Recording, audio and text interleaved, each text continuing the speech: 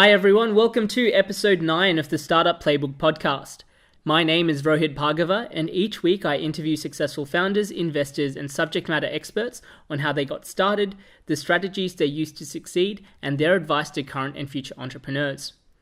In this episode, I interview Angus McCulloch, a marketing and growth expert who has a particular expertise in building and growing large followings on Instagram for businesses. To date, he has amassed a following of over 1.6 million across 5 different Instagram accounts. In this episode, we dive deep into Instagram and take a look at particular strategies that can help businesses grow through the social media platform.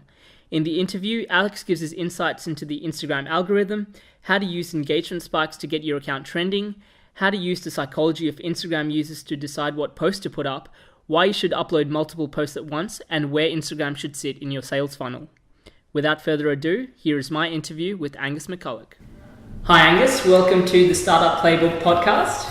Thank you very much for having me. Not a problem at all. So obviously you've got a lot of experience in all facets of marketing. So digital marketing, social media, branding, and copywriting. But one thing that I wanted to really deep dive with you on your expertise on was Instagram. So a lot of brands, for some reason, still don't take Instagram very seriously, and you've helped build a couple of businesses that are predominantly get most of their revenue and most of the new customers through Instagram. Can you talk a little bit about why you view Instagram to be such an important tool?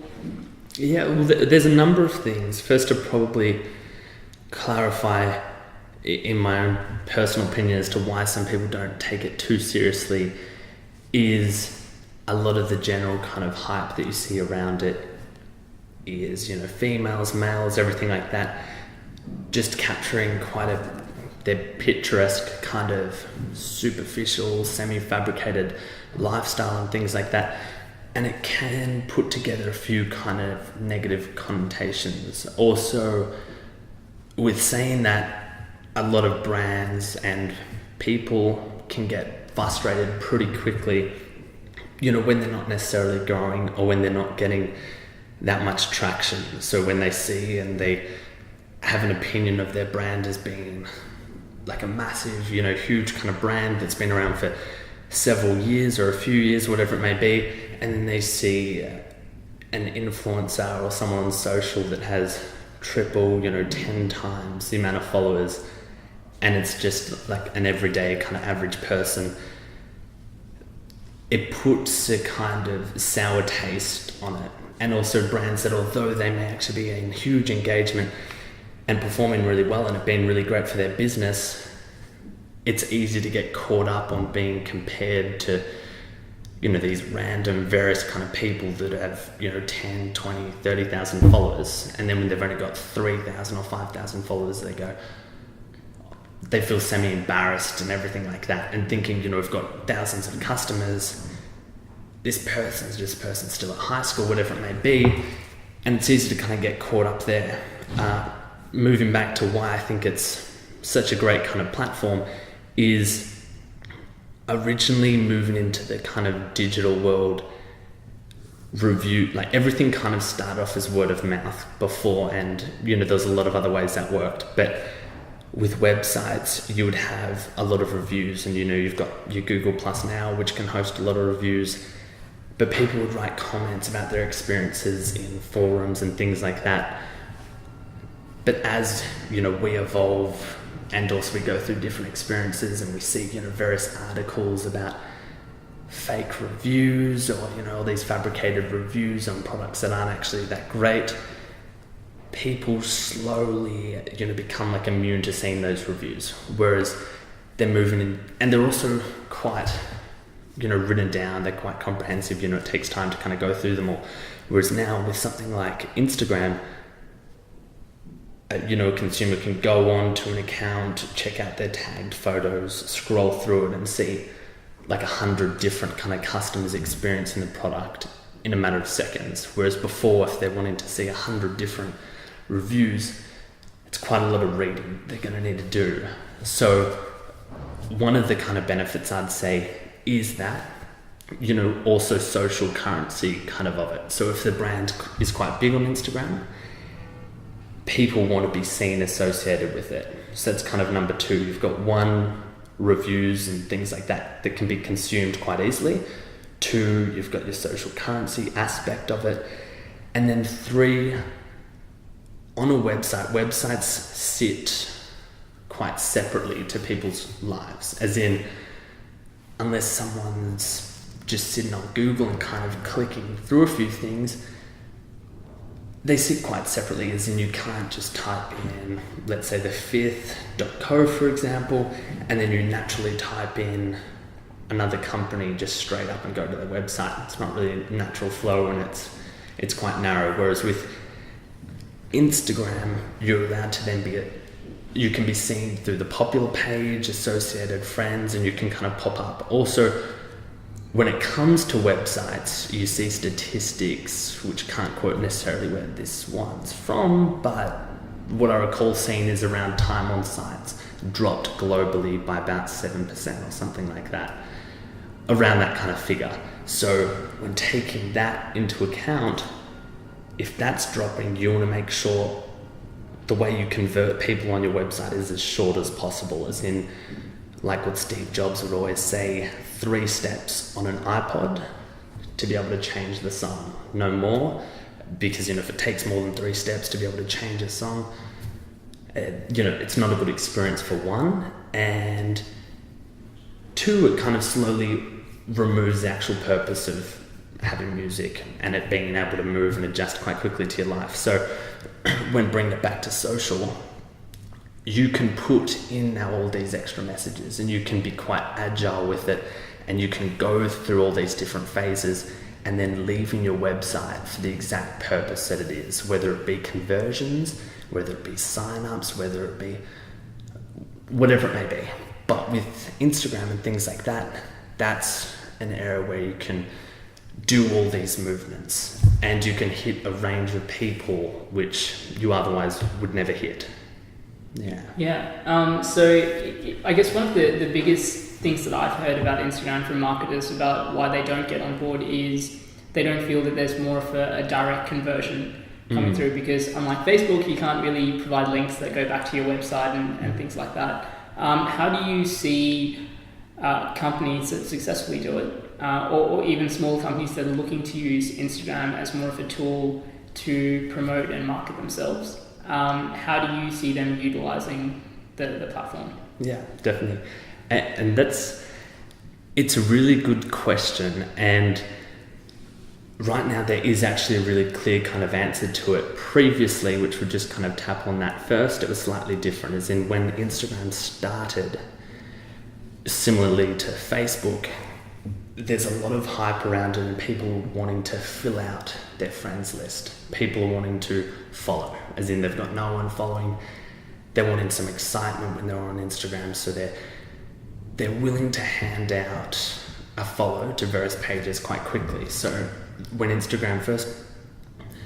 first started, probably isn't the best way to describe it, but when Instagram really started to take off and going through, quick kind of growth phase, which it still is going through, but earlier on, it would be in more of the awareness and building favorability kind of side, as in you could do shout outs, or you could even just post and a friend could like it and people would be really willing to follow because they're like, oh, this is interesting. Similarly with Facebook, whereas now, even though it's getting more and more users, but as the bulk of its users start to fill out who they're following and they start to get a little bit more critical on that, Instagram removes from being at the awareness side of that sales funnel to moving down more into the consideration kind of part.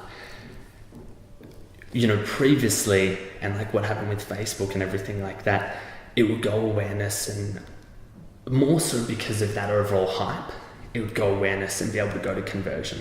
Whereas now the best way to kind of look at it, there are kind of mixed opinions on it, but when you look at the technical side of Instagram, the best way to view it is in the consideration phase. So people are going to have a lot of tension with Instagram if they're expecting to be able to get those conversions straight off the bat. You need to be able to relax a little bit about it, think more openly and go, hang on, we're at a completely different phase. We're in the consideration phase here, as in we're wanting to supply content, build that favorability to then be able to convert. In terms of brands that I've seen doing different approaches and things like that, I won't name drop too many brands in particular, but I'll outline kind of what they do. That was a big problem for Instagram when, not a big problem as in it's not their business, as they make their money elsewhere, but a big problem for users and brands were that they can't convert. And what that caused, and just kind of startups in general, is brands came in like to buy, Soldsy. There's a few of them came in where it's like shoppable Instagram pages. You've got your 460, different things like that, which is the cheap kind of option. And they all came in pretty soon after, so brands could create a link to put in their bio, and pretty much Instagram users could click through there and then go to a page that looks almost identical to the Instagram page they were on and buy. And there would still be that kind of disconnect, but it would solve it a little bit there. Then, bigger brands like Curate came up, they acquired Like to Buy, and building this full kind of sales funnel to be able to collect all these semi kind of disconnects. So you will see a few different brands that when you look in their bio, it says, brandx.com, whatever it may be, / shoppable Instagram or whatever it may be. And then you can straight on kind of buy it there. That is one solution. And it's a good one. But that's kind of fighting this battle that is never going to be natural. As in, it's more so just like putting a band-aid on something that you're seeing to be a problem, when it may not be a problem. And you may just, even though you may get sales and things like that, you may be sacrificing growth in other areas. So by putting just a straight up shoppable kind of link in your bio, yes, you are semi-getting those sales. Fair enough, and congratulations to the brands that do that. But what it's then missing is the problem on the side of Instagram, which, once again, the problem probably isn't the best word, but on the side of Instagram is it is that consideration phase. So yes, you may be solving the solution when it goes from the Instagram account to the brand, but that doesn't solve anything in terms of what's happening on Instagram. And there's a bit of disconnect there.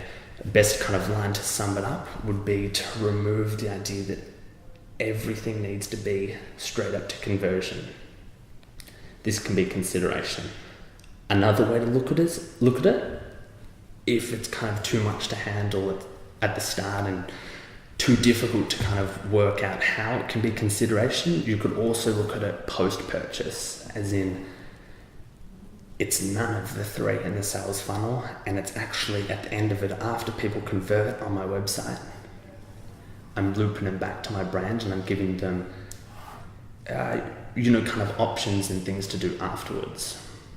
Yeah, I think one of my favorite things about Instagram is that, like if you compare it to what Twitter's like at the moment, Twitter is so noisy, and most of the people that are following me have no interest in the content that I'm pushing out. It's just more marketing, very much about conversion, very much about trying to develop that funnel. But I think the good thing about Instagram is that it almost forces you to provide value, because that is the only reason why people will follow you. So something I've noticed, it's probably the way that people consume content and the way people behave on Instagram is very particular. So they're very particular about who they follow. And so it means a lot more. And obviously, part of that also becomes that to get additional followers or to get people to take an action, they need to buy into what it is that you're doing. So you need to be a lot more consistent, like you said. The consideration, the value that you add to people needs to be above and beyond going click here to buy this product. And not getting too far into the technical side of Instagram just yet. There's a lot of things that play into that, as in people are getting more particular as to who they follow because their lists are filling out. But then also on a level which people generally don't think is that if someone is to follow a brand that's maybe something they're not necessarily into, let's say it's someone that's really, into books and things like that. And then at one point they see, not saying some people like these both, I do, but just for the example being they follow a really gym junkie kind of page or things like that. Once again, for some people that is normal, but just for the sake of the kind of example there is, let's say they're really into books, they don't really maybe like gym too much, or their friends don't, they follow this gym page. Then suddenly Instagram does do those associated links, as in they will recommend people who are friends of friends, local popular kind of people. And when, let's say, this person who's just gone, actually I may be into gym, I'm going to follow this gym page. Next thing you know, they've got this now association kind of tag on them, and they start to get these recommended friends, which are, like these bodybuilders or different things like that. And it can get overwhelming pretty quick, and they can be like, oh, I was just slightly getting into gym, now I'm seeing all these different bodybuilders, I don't like this anymore. And then they end up cutting that relationship there. So that's another kind of way which does get overlooked, as in people are getting overly particular. Yes, they are. But then it's not necessarily, like, there is an answer to that. It's not holistically everyone's getting particular. There are actually things kind of plain, and the best kind of outlook on that there is that there's ways to deal with that. As in, if people were just getting sick and tired of following a more particular, and we left it at that there, well, we're throwing ourselves into a dark room with kind of no option. But if we look further into it and realize that it is because these strange associations start to occur, then we can work out ways to kind of deal with it. Yeah. Sure. So diving a little bit deeper into Instagram itself. So obviously with your experience, you have what is it now, 1.6 million followers among 5 to 6 different accounts. Yeah. The total reach that you have. How did you create that reach? Yeah. What are some of the general sort of pieces of advice that you have? General pieces, yeah, definitely. So since doing that, there is other alternative ways, but one of the main ones when starting was, fortunately enough, I do have a friend by the name of Greta Rose, and she's got quite a big kind of network herself, so was able to use some of her accounts to like some of the posts I do. And that's not like as in, yay, I've got one extra like. That's like as in, if a larger account likes your work, you can then get pushed out to their kind of audience, which, we'll go into more detail in a second. But the main kind of aspects which are more relevant to everyone. So yes, did have the help of getting those few extra likes to kind of gain traction, but the better kind of learnings from it and the strategy that I did, which more people are doing now. Back then, I don't know of too many, if any, people that were doing that. And that was started by posting. When I first started the account, I posted 9 images. And on one of my accounts, I posted 9 videos all at once. And when liking them all and letting them all trend, they compile the amount of activity. So for example, not getting into too much kind of detail on Instagram side, but they do look at trends and they do look at activity on an algorithm side of things. And that is, let's say you post one photo and it gets 10 likes. You're sitting at that and 2 comments. You're sitting at that level versus if you post 9, and let's say not all of them get their 10 likes, but some get 6, some get 8, whatever it may be, and they're all quite consistent, and they're posted all in a very similar time frame, as in it won't work if you stretch it out over, it takes you an hour to upload them all. Sure. You need to do it all quite fast. What's the time period that you're looking at? I would like probably 15 to 20 minutes, try and, okay. Which that seems long, but when you're actually posting, that's quite a short amount of time. And that way, instead of getting just those 10 likes and whatever it may be an hour, or just on that post in general, you're getting all of those together. And to do that, you do need to do some kind of connection. So whatever your Instagram handle is, turn it into, a hashtag, put that at the bottom of kind of each post. Also in terms of what those posts are. So let's say you start with your 9. It's not 9 cool photos or cool videos all around your theme. Because as well as standing out amongst everyone else on Instagram, you want to stand out amongst yourself. So even if these are all brilliant, cool photos and individually they look awesome, if you do 9 of them, it's insanely repetitive. So generally speaking, breaking it up into about 3, or in that case 9 different elements, as in one of my accounts, which was Adrenaline Daily, which was probably the first one that I built that grew quite fast, was they were extreme kind of videos. Let's say one would be a snow sport, then the next would be, mountain biking, whatever it may be. One would be skateboarding, one may be surfing, skydiving, all those different elements. And it's super important. Or, one may be within the extreme kind of sport itself, one may be in the preparation phase, one may be the reaction to it or post. You've got to do all those different elements, and that there is, once again, an algorithm side when it comes to trending and everything like that, but then you also need to think on the user side of things, as in Instagram's got probably 2 big intentions as a business. That is, 1, creating optimal user experience, 2, creating business. By business it means it wants to make certain things not scalable for brands so that it can come in and monetize that.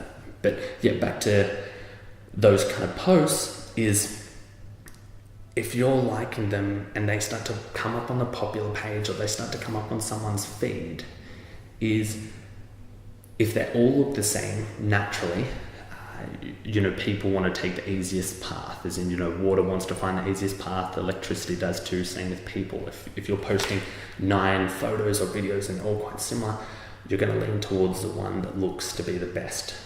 If you see it on the popular page, you're going to go to the one that looks to be the best if they're all in a cluster. If you go on your friends activity where you can see what your friends recently liked, if they all look quite similar, you're going to go on the one that looks the best.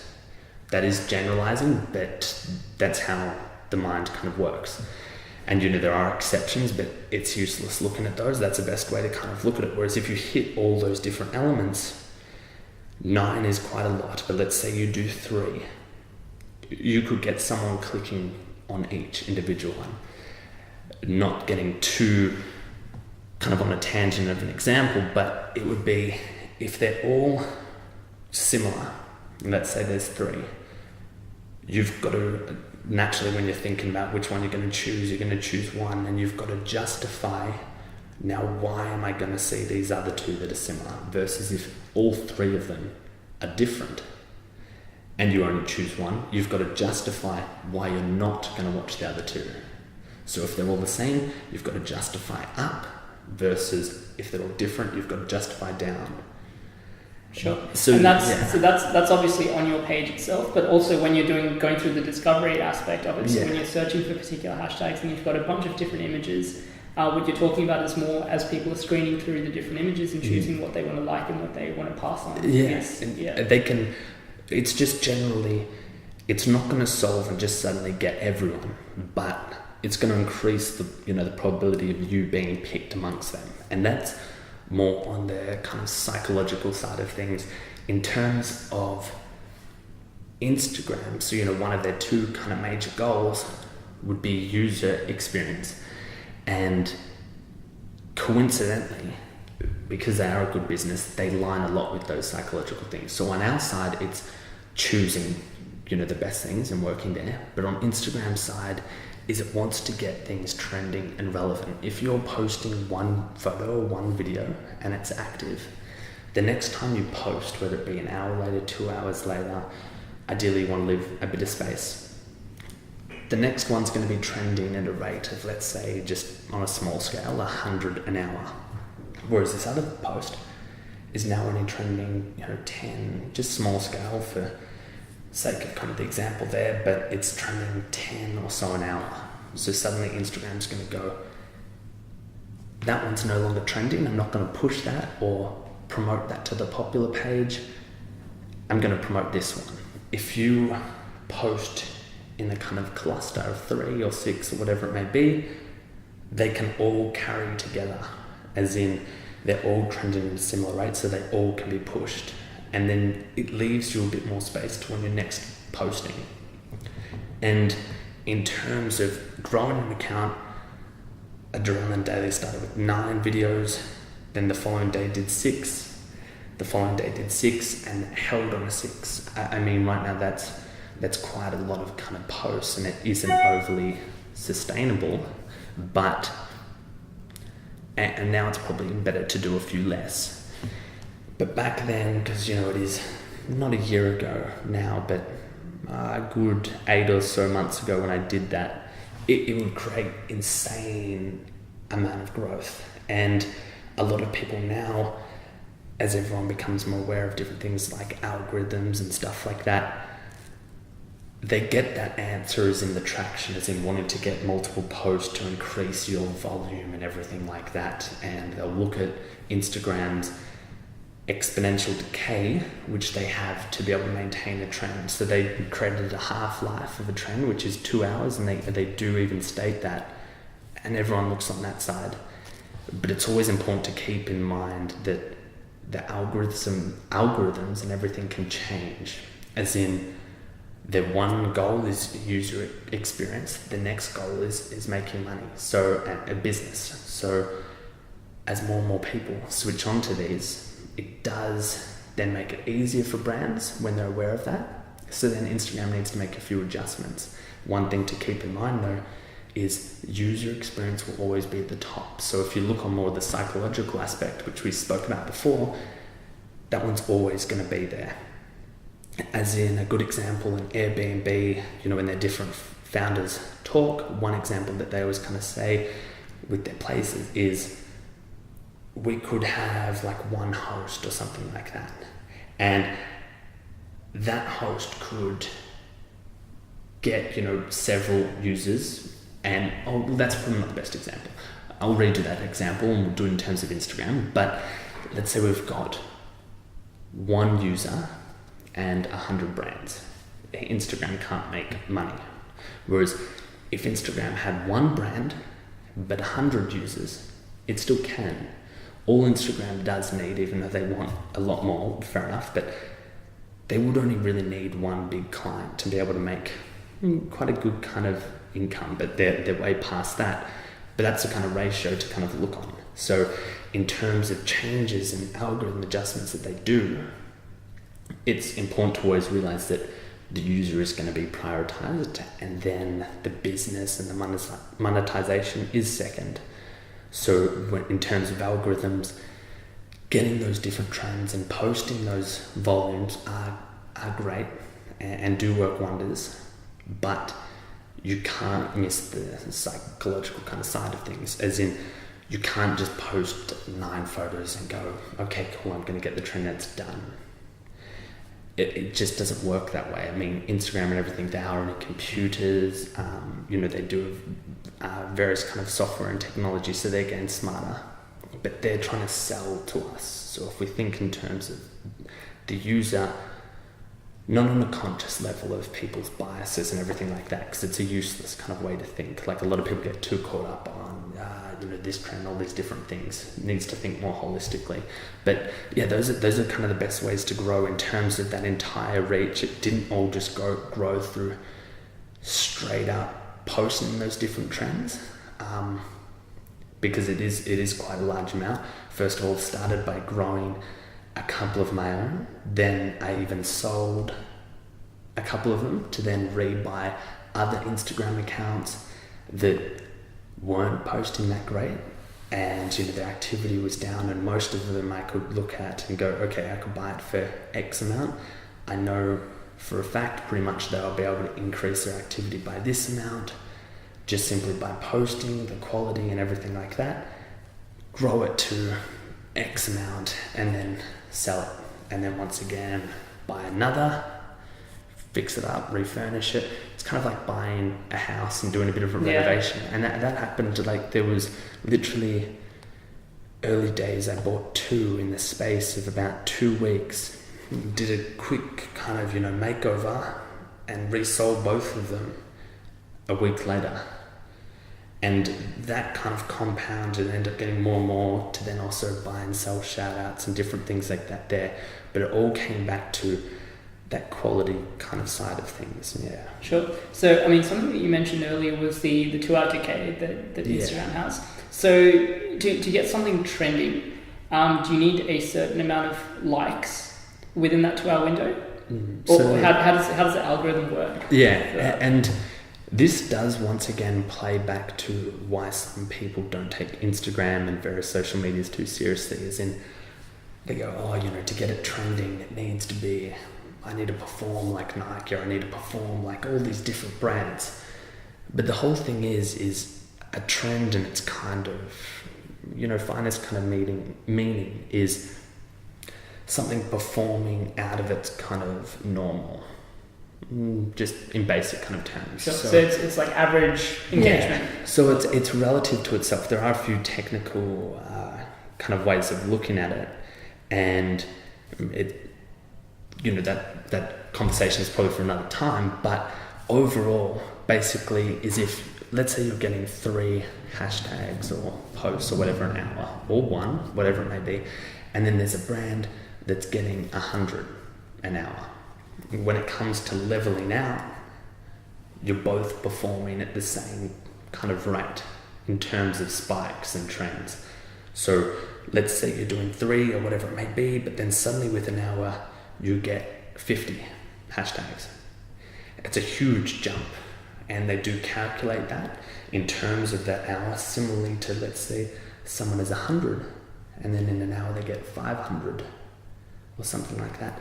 Sometimes it's not even scalable, as in that one from 1 to 50, or that one from 1 to 100 can be even more than, obvious maths, to one that goes from 100 to 200 or whatever it may be there. So coming back to what I said kind of earlier, which was you do want to stand out in front of everyone else. It's always important to also stand out within yourself. So rather than giving up and going, I'm not going to get a trend like all these other large brands that have been around forever, it's not that. Twitter is one that moves a lot faster. So with their hashtags and their trends, they come and go really quickly. So spikes only need to be quite small. Instagram does do an hour, like they calculate an hour, but that's because Twitter's, comments, it's very fast paced. Instagram is getting faster, but they do also put on that decay, as in trends come and everyone posts, and then that activity does go. But people who may be at work or whatever it may be still want to see it, so it does have that 2-hour half-life to kind of drag it on. That 2-hour half-life is also important, not to simply look at it in terms of trends, but in terms of your own posting, as in leaving yourself that space to get the most out of the content you post. If you're looking at a 2-hour half-life and you're posting within an hour, you're pretty much just cutting off the trend that's currently already happening. You're going, that's enough of that, even if it's going really well, and they're putting up this other one that may not even trend, but that kind of distance and kind of discrepancy between the two activities there can really just throw it kind of out of whack. So creating a trend, if you're only getting like 1 post or whatever an hour, to get a bit of hype, it only needs to be up to, sometimes it can get pretty low, as low as even like 20, 30, and people can debate that and everything like that, but trends isn't global as well. Twitter is known as, the Twitter sphere, and that's the entire world, whereas Instagram does lock on local. Once again, coming back to Instagram's 2 intentions, being 1 user experience, 1 business, is that they want to promote a lot of local things. Reason being, brands to be able to reach outside of their local area, they need to advertise and work with Instagram. Sure. Because it's not scalable to get outside of their local area. Yep. So is there a way to gain that? So can you say that you're based somewhere else, or is it based on like GPS? Yeah, so you can't really. I mean, you can tag, putting different kind of locations and everything like that. But I can't say for certain, but I don't think that does have the same effect, as in there would be something tracing back to the IP of the user and everything like that. But yeah, I mean, you can probably, there may be a way around it, but it's not a bad thing, as in being local and everything like that isn't a bad thing. Once again, you are competing within yourself, so if you're looking in terms of local, you're bringing down the ballpark of what you're competing against. Another thing with looking into Instagram is as users and everything increase, you're going to get diluted. It's like, you have like cordial or something in a glass, it's pretty strong. The more water and everything goes into it, it dilutes out. It's like with your posts. If you're the only one on Instagram and you post a single photo, yeah, it's heaps. If you post 10, then yeah, you're the entire feed. But now, as users, multiply and everything like that, we do need to keep up. So bringing it back down to local is never a bad thing. Yeah, sure. So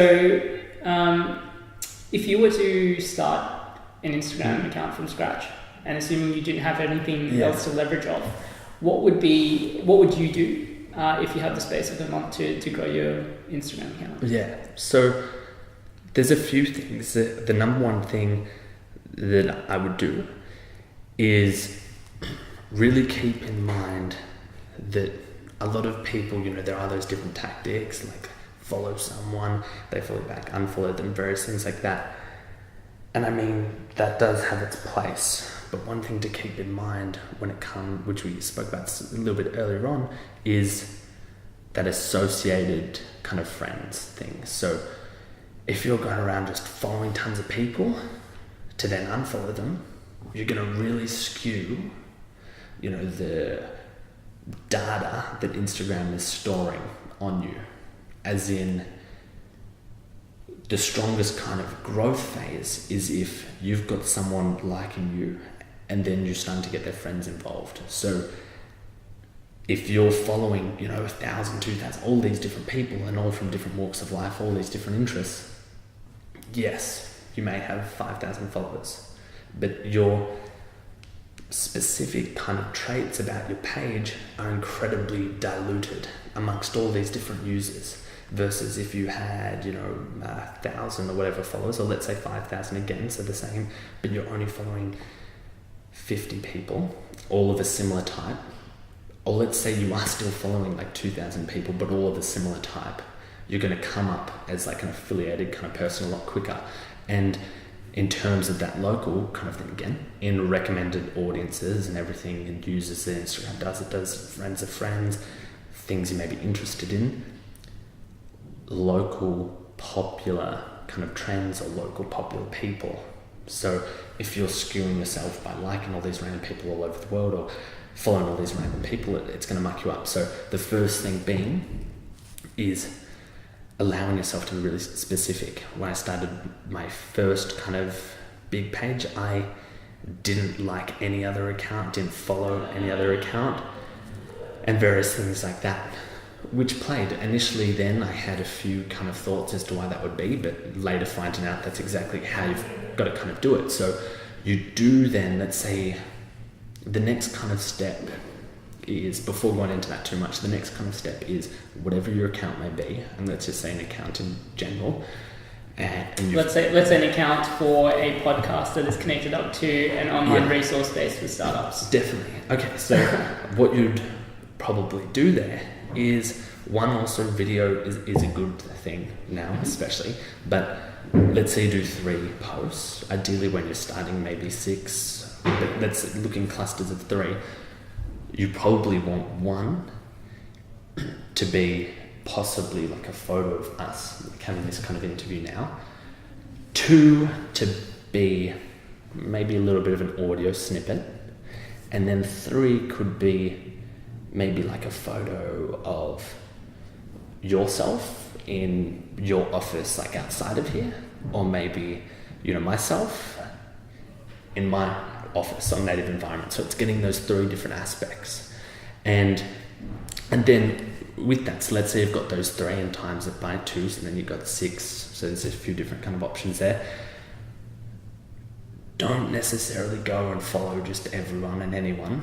Follow maybe similar, like your local radio, and this is starting local. I'm not being cliche as in, start local. Literally, you do need to do this, that follow, your local radio stations or maybe other similar podcasts. Even follow possibly like myself or different people that you're interviewing to get their kind of audience, because it makes sense. And places of things of interest to people that would be interested in listening to these podcasts. So different, maybe entrepreneurial kind of Instagrams, similar startups, maybe in the form of seminars or, different things like that. So follow them. And when you post, then maybe you can even go out. I know I said I didn't like anyone's photos from the own account that I had, but then can go out like a few different people that you think may be interested. So it's not go on and like just through your popular page or anything. Go on to that local radio station, check out, and some people just go, okay, I'm going to like all the people that they're following or something, but don't rely on them being right. Go into their photos, look at the people commenting, even comment on their photos, different things like that. Yeah. Also, then again, you want to be doing different things outside of Instagram to build that kind of following. But the main kind of goal there is getting those first kind of 100 people or so, and then making sure whoever you're following is specific and really characterizes and captures who you are and what you want to be identified as. Sure. And then in terms of when people engage with your content, comment back and, like some of their work back, do those small kind of steps. And the hard thing is that it's a hard phase where then people go, oh, you're too tedious, give up. It's really short. It can be really short, as in if you do that right, you'll grow very quickly. And then in terms of what you want to be posting is you do still want to be posting things that are trending. So it may not be necessarily everything you're doing. You may even want to then repost an audio snippet of like another podcast or different things of interest there. But keeping in mind, if you're just to take things from other people's Instagrams, I'm not talking in terms of copyright and all that. I mean, that is an issue, but there's bigger issues with, and that would be that if you're just going to grab a photo and you're going to repost it, Instagram does store the data on different photos, so they can see this photo's been posted here, X time, sim location, it's not yours, this is that trend, and it can penalize you, and it can also just void you from being able to trend in general. So looking onto things like Pinterest, grabbing content there, and various things like that. Also in your captions, don't necessarily just have one kind of go-to caption and change it. And a lot of people spend so much time with captions trying to define exactly what the image is. As soon as you successfully define what the image is, you successfully put bias on that image as a whole. You successfully block out anyone from being able to have like a real emotional connection to that photo, because they don't need to think anymore. Like someone could see a photo, let's say of us sitting here, and let's say you get real explicit as to what it is. Someone could see a photo and be like, oh, it's this interview about whatever it may be, get really excited about it. And then they see that caption and it's so explicit, they've got no room left to imagine on what it is. And I'm not saying that people have hours and hours to think about captions, still keep it really short, but keep it open. As in, you post a photo of art, don't just go straight up explaining or try and create a real cool caption for that art. Spark a question, get people excited, thinking about it, query them, semi-challenge them, give it maybe a little bit of a backstory, but just don't define it too hard. And all those things kind of compound on. But the real thing now, and as Instagram is one thing that they're doing, which everyone would have noticed, is they're looking to do, your trending news feed. They're more and more, as the days go by, months go by, whatever it may be, that business agenda of theirs is increasing. And it may go whatever way it may, but user experience was there at the start. Now there's a lot more business kind of intentions and things like that. Having not the cleanest Instagram as in following random people and everything, you could get away with. Whereas now, as all these different algorithms and everything come in, and Instagram wants to make it as non-scalable for you as possible as a business, because they want you to then go to their services, you do need to be clean on making sure who you're following is right. And a lot of people could probably listen to this and be like, oh, again, too specific. It's about having beautiful photos and everything. That's a given. It's not even something worth talking about. As in, yes, find the best photos, look on an account, grab a photo that's above the average of likes. Given. If you're struggling with that, there's, you're in a whole nother world of kind of issues. It's best to go, okay, photos need to be good. Yes, tick, got that. Now what's the next part? Next part is making sure your connections and associations are right. Making sure, when you're commenting and things like that, you are commenting, as in Instagram does sometimes restrict you from commenting on people's photos if you just get too obsessive and too repetitive within them. So those are kind of basically a few tips there. Others would also be looking at similar kind of brands or similar Instagram accounts, connecting up with them, just being like, hey, when I post, I'd love for you to like it. I like yours. Or, hey, I'd love to, shout you out or credit you in return. Go to some of your idol pages too. A lot of people go, no, you're a podcasting guy. I don't want to talk to other podcasts. Well, you're all information. Think about your user. Your user wants information. That's your number one priority. If you don't have, but if you don't have followers and subscribers listening to your podcast, you're done.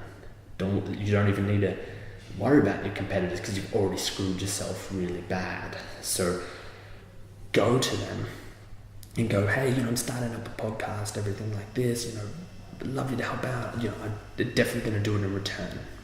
Even pitch them an idea or two, give them something. But let them do it. Grab some of their audience, because people thrive and love listening to different podcasts and everything like that. You want people to do that. You want people to be able to move around. If you're trying to build a relationship with your followers and your listeners, that's only a one-way street, as in they hit you and you don't give them anything else, then they just leave. Whereas if they hit you, you allow them to then listen and then move to the next podcast, listen to all these different ones, flow back around.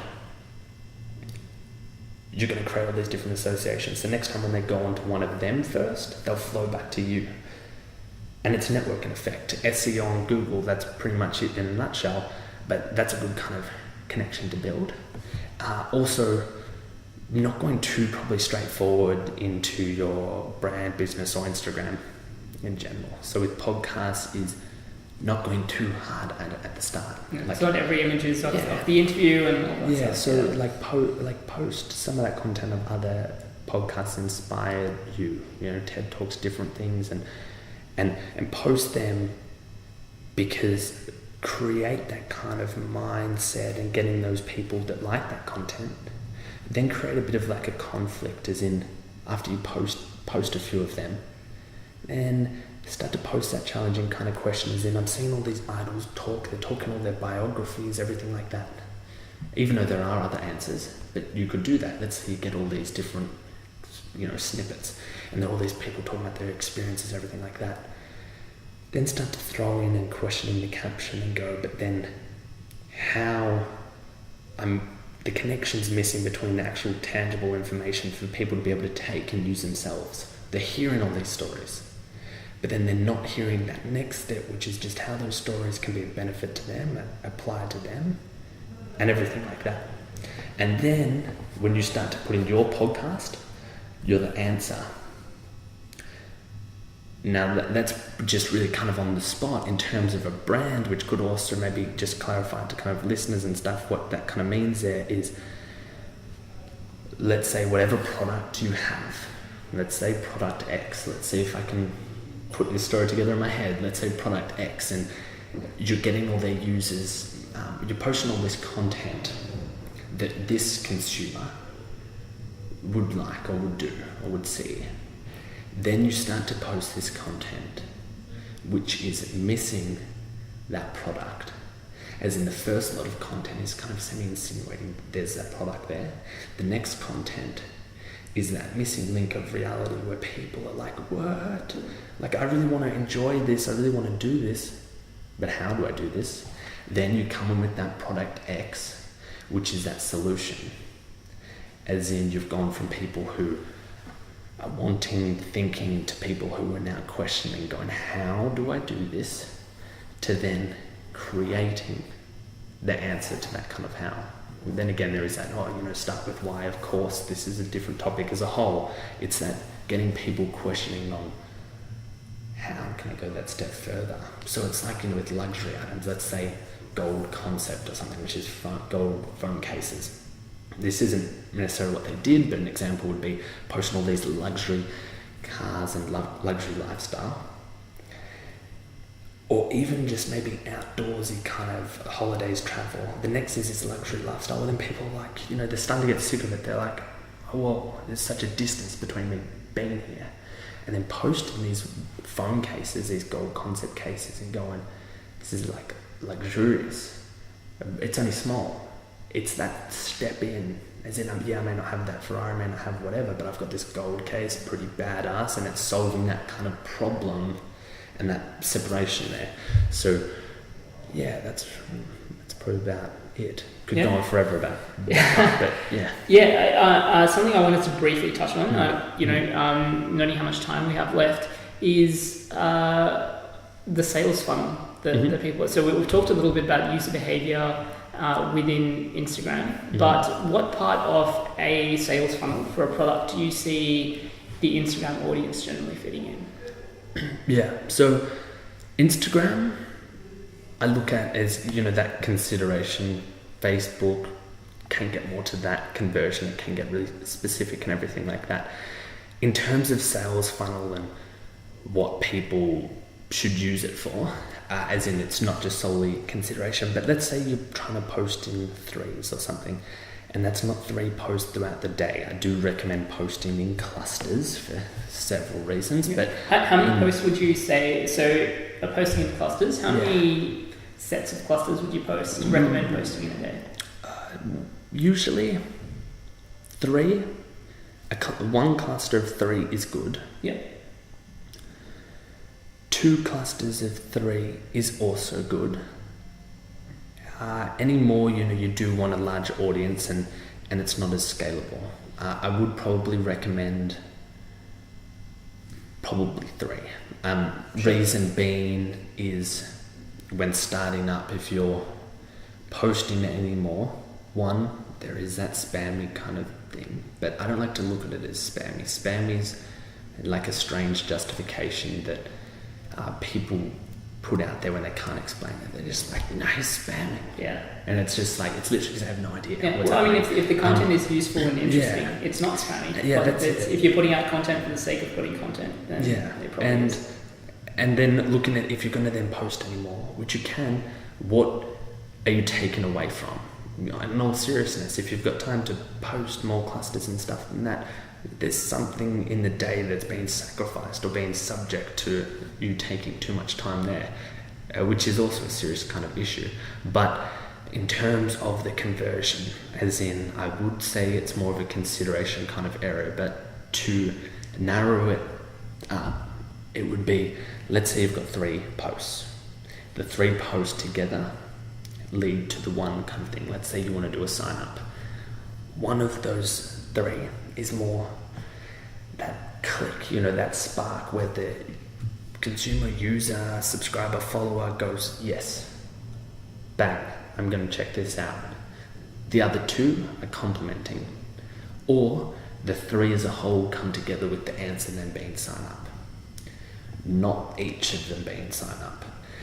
So when it comes to, a product and how to get those people to convert, it's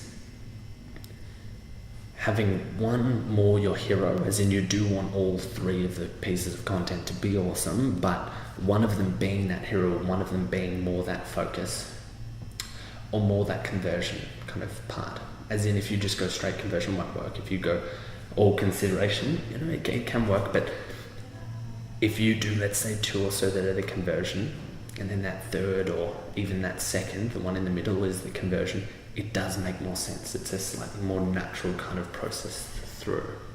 Sure. And just to finish up, what do you view as a future of Instagram? Where do you see it heading down? What do you think of the Instagram ads that have recently come out? Yeah. So that's it's quite a big question, but I do have a lot of opinions and ideas on it. In a nutshell, the whole kind of thing, which touched on briefly earlier, is as users and everything like that increase, as we become and adapt and evolve more in line with our phones, as our phones get reimagined, reinvented and everything like that for our user experience, it's going to become more and more part of our hand. Our hands are even going to change shape. Our phone's going to be like a part of it. It already is, but even more so. And that volume will increase. Users will increase on Instagram, other social platforms as well. Number of posts will increase. We need to, as brands and as whoever wants to stand out on Instagram, match that. Get away from this idea that one cool photo is going to do it, because it's not anymore. It's not even a debatable topic. I would love to hear people's opinions on trying to really explain to me why one's still cool. It's really not. It does need to increase, and that's not increases in the frequency. No, because that doesn't even make sense. The time of the day is not changing. It is that volume, and then people go, oh, but it does, because if the volume's going, the distance between your posts is also going to increase. That part doesn't matter. The distance between my posts isn't something to consider. It's not in business. It's not in Instagram's intention of business. It's not Instagram's user experience either. If you're still trending and you're doing those three, you will be put to the top of the feed. You will be put onto the popular page. Popular page isn't global too, it's local, so you can win there and you can get on it. Anyone can get on that. And so it's posting in those clusters of 3, 6, whatever it may be. It's not a frequency change. It's not, I'm going to post every hour to cater for this. Because that doesn't do anything. That whole thing about trending is still there. So it's just those clusters, and that's how you cater with the volume. The next kind of part is, as Instagram and everyone's user kind of ID, who they're following, what their interests are and everything like that, as that web grows and grows and grows. Let's say someone likes brand X and they like that product. They go, yeah, this is a super cool product. Instagram, as a business for one, ads and things like that will pop up with similar associated brands in your news feed. In your popular page, similar products and again will appear. Suddenly you like brand X, and on your popular page you see brand X times the 50 other brands that are similar and have the exact same brand proposition there, and you're incredibly diluted. In the mind, let's say you see 100 photos of this brand X, you're only going to store it in a memory as the one, unless you're kind of different to other people and you can calculate the amount of times you've seen everything, which I'm sure there's people out there like that, but it's not the majority. So what you then need to do is, and Instagram as a whole, people need to change how they put it up. A really good example, which is something that I've been thinking a lot, particularly with the fifth, is creating these different ways to be able to differentiate ourselves. It's not the position of the photo, it's actually what's happening, the value of the photo. And was thinking along these lines of physical assets and props and things like that. Coincidentally enough, I'm sure people would have noticed the change on Facebook in terms of birthdays, or friendship. You've been friends with this person for a year. It used to be just a photo, a little collage of the two of you. Now it's this animation where it's opening up this friendship photo album. That whole experience there is then changing because Facebook goes, that collage is blending in amongst all the other spammy apps. Spammy, using the word again, but all the other apps. And all the other photos of collages. They need to change it. As these people are posting, Facebook still wants to promote these birthdays, these friendships, these relationships, because it's part of their business, part of their user experience, so they're going to adapt. Similarly to Snapchat, you do also see those really put together kind of graphics. That's what needs to happen with brands and everyone on Instagram, as in, yes, there's still a place for photos and everything like that, user-generated content, but we do need to add in those different assets to make it look different in terms of ads and things like that on Instagram. Instagram is in a little bit of a battle. I mean, Facebook started its ad journey quite early and quite cheap. Instagram allowed everyone to build and create all these different huge vertical pages to do shout outs and things like that. But just putting a photo or anything up there and then it says the word ad, it's just hard for it to have its effect. And I mean, Instagram's game and what they're doing with their ads, it is only going to get better, and they're only going to do as best they can to not annoy their users. But in the end, it does come down to what us as brands and different kind of users and stuff like that, personalities, whatever it may be, that are using it. It comes down to the content that we then give Instagram. You see Facebook, they've got their things like Canvas, their carousel ads, everything like that. They're helping do these these little adaptations and things like that and changes that we just spoke about. They're creating those different innovative kind of styles. Instagram is quickly doing them as well, but then again, it does come down to what brands want to do with this. Instagram can help us so much to create these really cool different ad dynamics and things like that. If we're still giving them terrible photos, it's still going to do terribly. And it's not going to bother Instagram, it's just going to mean they're going to make us pay more, we're going to get low conversion rates, everything like that. As brands and everything, we just need to change the thought process behind what's happening there. Putting in these different props and everything to position your products and your brands differently. I know I'm being quite vague and not giving any examples. It is because, it is something working on within the fifth and different things like that there, so you can stay tuned to see some of those examples coming in. But that is the best kind of piece of advice I can say, is that you can increase your volume of photos. Yes, you can increase your volume of users and putting together content. But you're fighting a battle. Let's say you've got like a leak in a glass, like the example we kind of used before, and there's more and more pressure building up. You can keep throwing all these different things to try and block it, but now the problem isn't blocking that water. The problem is changing the entire structure to be able to cater for that water. Stop trying to think of blocking it. Everything needs to structurally change. It's like with Instagram, you can increase all your volume, then you're back at square one. It's like, yes, tick, you've solved this volume kind of game, but then if you're going to be compared to all these other similar brands and everything like that there, you've got a problem. You can fight as much volume as you want, but it's still going to be impossible for people to be able to differentiate you. So those assets is, yes, your product may look cool in a photo, but it's now taken it to that next level, visually, physically. Because things like captions, you see Instagram has narrowed down captions, as in you need to click more. On some profiles, it's still going through A/B testing, but they're even doing it with bios, as in to expand out the bios beyond 2 lines and then the URL. You need to click the more button. That's because Instagram, when you're looking at its intentions, business and user, no one's looking at the captions, obviously. They only want the first line.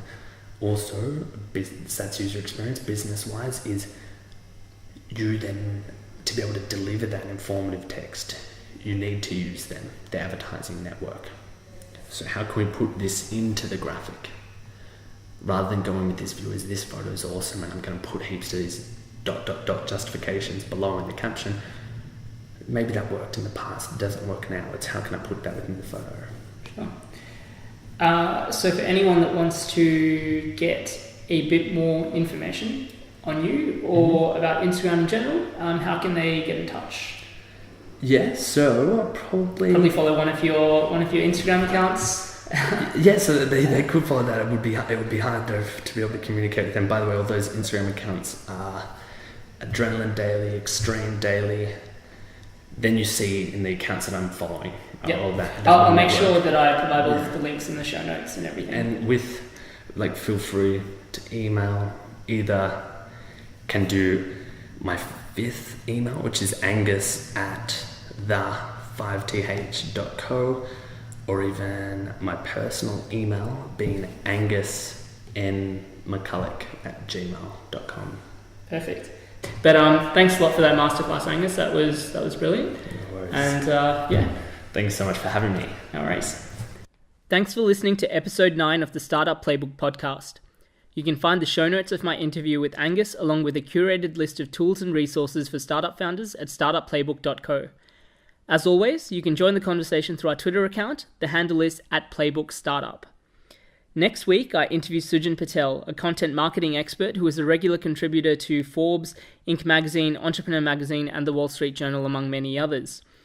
In the interview, Sujan talks about building a personal brand, how to streamline content creation, how to create shareable content, and how to distribute your content as wide as possible. Don't forget to subscribe to stay up to date with our latest episodes. Thank you for listening, and I'll see you at episode 10 next week.